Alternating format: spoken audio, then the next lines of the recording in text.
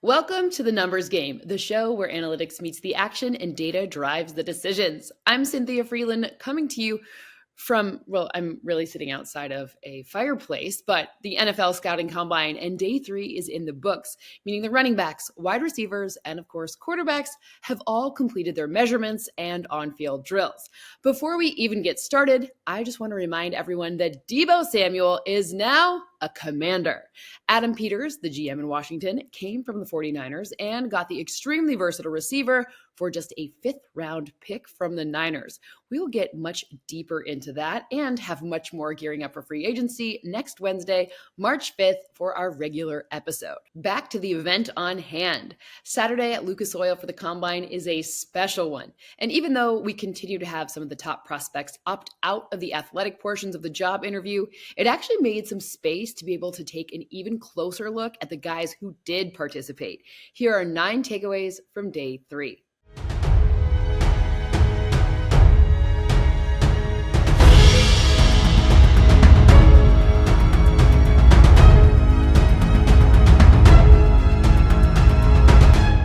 Takeaway number 1. With the completion of day 3, meaning just the offensive linemen are left, 2025 will very likely go down as the Combine with the 3rd most players running their 40-yard dash in under 4.4 seconds since 2003.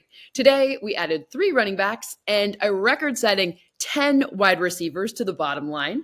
And the running backs, they set a record with a 4.48 second average position time. Of this very speedy running back class, the leader of the pack in the 40 was Bashal Tutin from Virginia Tech. He's 5'9" and 1/4 inches tall and 206 pounds. He also had the highest vert of all of the running backs at 40.5 inches.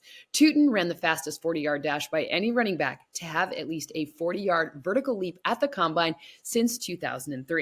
Takeaway number 2, Boise State's Ashton Jeanty did not participate in the athletic part of the workout, but his measurements were 5 feet, 8.5 inches, 211 pounds, and physically his comp is DeAndre Swift. That was very similar to his measurements in 2020. Omarion Hampton from UNC did go through the athletic portion of the workout. Just so you know, he measured in at 5 feet 11 3/4 inches, 221 pounds, and he ran a 4.46 40. That is slightly topping another guy who is the exact same height, 4 pounds heavier at 225 pounds, who ran a 4.47, happened to get drafted 4th overall to the Cowboys in 2016. Yes, I'm talking about Ezekiel Elliott. Just as a reminder, for right now, the comps I give are less about style, or maybe sometimes they are, but not. I'm really just trying to contextualize speed. Just remember, big guys who scoot, they are harder to hit and take down than guys who are less big or less fast. Travion Henderson and Quinshon Judkins, both from Ohio State, which is Ezekiel Elliott's alma mater, they both had nice workouts. Henderson at 5'10 and 1/8 inches and 202 pounds ran a 4.43 40, and Judkins, he ran a 4.46 at 5'11 and 5/8, being 221 pounds. Judkins' 11-foot broad jump was the best at the position.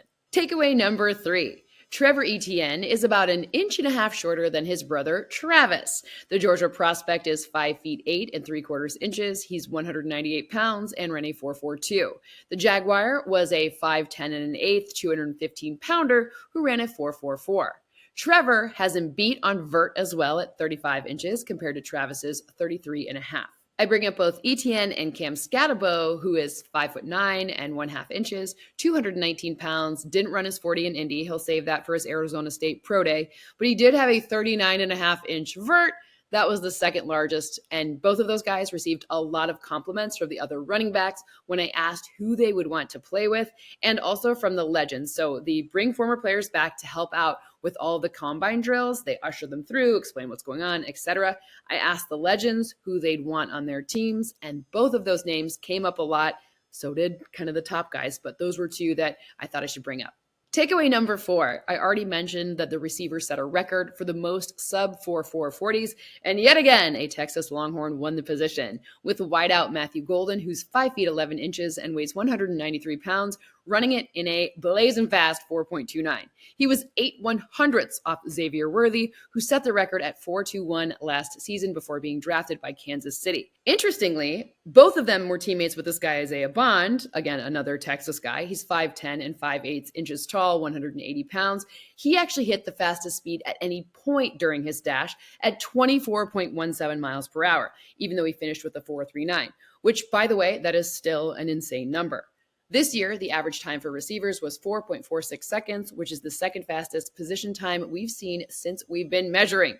There were also 6 receivers who were at least 6 feet tall who ran the 40 in under 4.5 seconds, 4.5, and that's the most we've ever had as well. Dante Thornton from Tennessee became the tallest player at 6 feet 4 and 5/8 of an inch to run a 4.3 or faster 40-yard dash at the combine since we've been tracking, and that's 2003. Reek Woolen is the only player to do so, being at least 6'4" tall since 2003. So only two guys who are at least 6'4" have run that fast. Takeaway number 5, 2 of my top 4 wideouts didn't participate. McMillan from Arizona, he measured 6 feet 4 and 1/8 inch and 219 pounds, along with Egbuka from Ohio State, who was 6 feet and 7/8 of an inch, 202 pounds. So maybe we would have had up to 8 wide receivers over 6 feet tall running a sub 4.540. Either way, Golden is my top rated guy who worked out, and we already discussed his speed, but let's add here that computer vision shows he had the best change of direction, body control of the draft drill participants at the wide receiver position,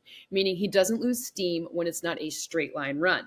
His college film also shows that his burst off the line of scrimmage is second best in this combine invited draft class. That's all the wide receivers, including the guys that didn't work out, which means the pads don't really hinder him. And FYI, that has been more predictive in the past in terms of NFL production than the 40. Takeaway number 6. Here are the 3 wide receivers that I have to go back and double check my homework, as in go back and watch their film to make sure I didn't miss anything on. Number 1, Luther Burden from Mizzou measured out at 6 feet tall, 206 pounds, and ran a 4.41. His college film shows great body control, lateral motion, etc., but his on-field combine workout wasn't as strong in that metric. Like where it forecast you didn't line up. The thing is, I know it's hard to catch passes not from your normal quarterback, so it could shift him maybe one slot down. He's not dropping out of my top 5, though, but perhaps it's going to be a little bit more system-oriented than I originally thought. The 2 wide receivers that had even better metrics in their workout than their college film would suggest are also on my to-do list to go back and rewatch. Both Iowa State prospects, they were both in my top 10 already, but they had ridiculous workouts. Jaden Higgins measured in at 6'4" and 1/8 inches, 218 pounds, ran a 4.47, and had the 6th best receiver vert at 39 inches. And Jalen Noel, who's 5'10 and a quarter inch tall, 194 pounds, and he ran a 4.3940. He tied for the highest vertical at 41.5 inches and had the farthest broad jump, 11.2. Woo! And by the way, he's just the 3rd wide receiver to run a sub 4.440, have a 41 or more inch vertical, and have over an 11.2 broad jump since 2003. Who the other ones? Emmanuel Hall and Chris Conley. Takeaway 7. The quarterbacks. Many of them did not do drills or participate in many things, and Shedeur Sanders and Cam Ward, they didn't throw, but they're the consensus top 2, so here's how they measured out. Sanders is 6 feet 1 and 1/2 inches tall. He weighed 212 pounds, and Cam Ward is 1/8 of an inch taller than Sanders, so 6'015 and 219 pounds. If you're going to go back and watch the throws that were made, keep in mind that Dylan Gabriel from Oregon, who was actually the shortest in this year's class at 5 feet 11 and 1/8 inches tall. He's also the lightest at 205 pounds. He's a lefty, so don't overly penalize either he or the receivers that were catching balls from him, because the ball spins the opposite way. So just so you know, everyone else was a righty, Dylan Gabriel, lefty. Takeaway number 8. I think the guy who did himself the most favors at the combine in this quarterback class was actually Tyler Shough from Louisville. At 6'4" and 7/8 of an inch, 219 pounds, he was actually tied for having the biggest hands in the group, which is 9 3/4 inches, so not super big. He played in college for 7 years at 3 different schools, which is a lot a lot of time in school and makes him older than most quarterbacks. For context, he was at Oregon and teammates with Justin Herbert, and he's only about 2.5 years younger than him.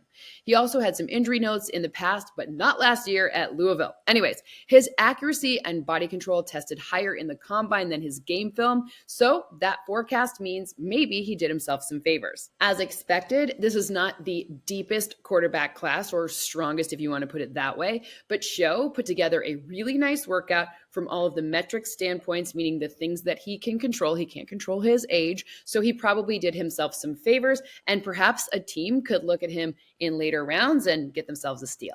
And takeaway number 9, my beer pick of the day. Remember, my point here is to help point out some of the things I am fortunate enough to observe as I stand on the field.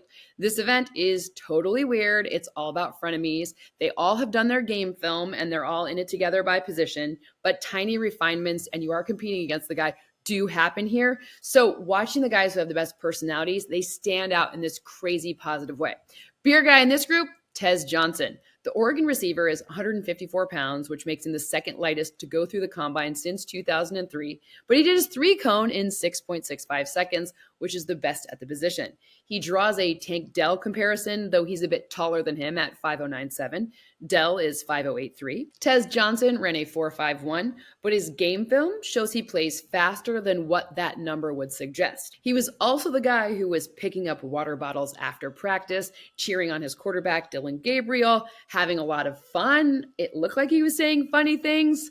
I don't know, but I'm a fan of his personality, so he's my beer guy of the day. One more day to go. The offensive linemen are at it on day 4. Thank you, as always, for hanging out. I'll be back here tomorrow with an update on those aforementioned big guys, which pretty much every team really needs to pay attention to. If you like this show, and I really hope that you do, please like, subscribe, turn on notifications, and pass it along so we can continue to grow.